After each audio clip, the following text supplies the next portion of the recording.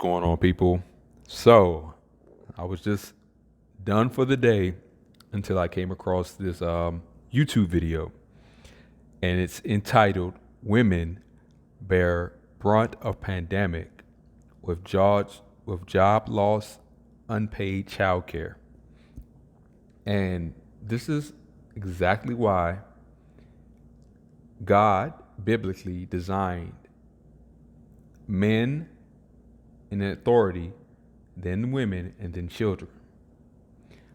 See, and I have to be very careful when I say this, but women have to understand you're going to serve either way. You either serve the righteous man who promotes God's biblical law to not only hold himself accountable, but how he treats his family. Or you're under a government which can go unregulated, unchallenged, authoritative, and basically ruthless.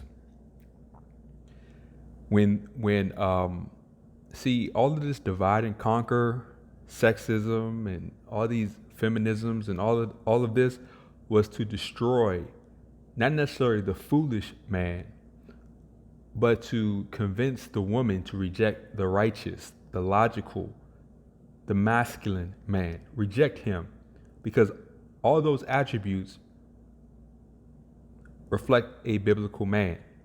Because to be masculine biblically is to be competent on all levels, not just in his masculinity, not just as a provider, but in wisdom, in his ability to uphold righteousness biblically, which means that he's treating his family how he wants to be treated. He's being very objective about what is good based on what is logical and functional. He's not using subjective biased emotion to run the household. He's doing it based on what is good and beneficial for the household to survive and thrive. And this was the plan all along, because women don't realize that all the empowerment that women received came through the conduit of government socialist programs.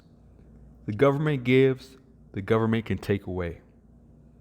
And see, now they use crisis. See, women being empowered and equal to men is only beneficial when society is thriving. But see, the hierarchy of, the biblical hierarchy of men being in rulership and having legal authority was kept in mind that the world is an evil, corrupt place.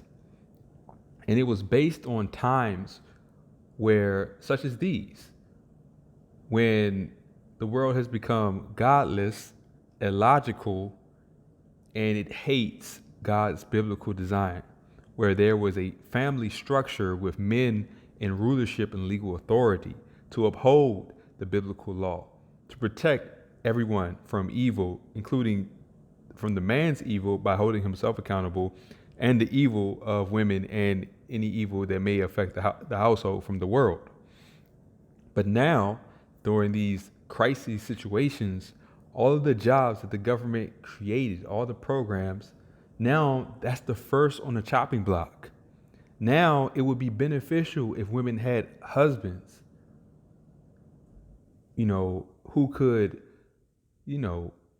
survive and thrive in hard situations and conditions, where having skills, where being able to use your hands, your intellect, and just the strength of your God-given body to create a means to survive. This is what men are created for, to have dominion, to tend to the world to which we were placed in God's creation.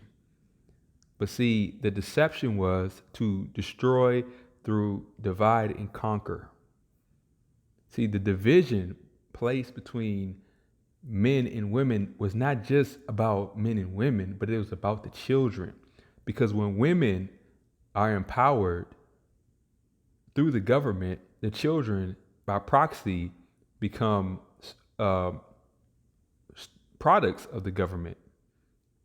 which is why when childcare comes through government programs, where daycare comes through government programs, or subsidized housing, etc., that's the government, which could change law and policy on a whim. And now it's happening. Now the world unfortunately will have to understand the hard way why men were designed to be in legal and rulership. Because although society was built under corruption, it was men that built it.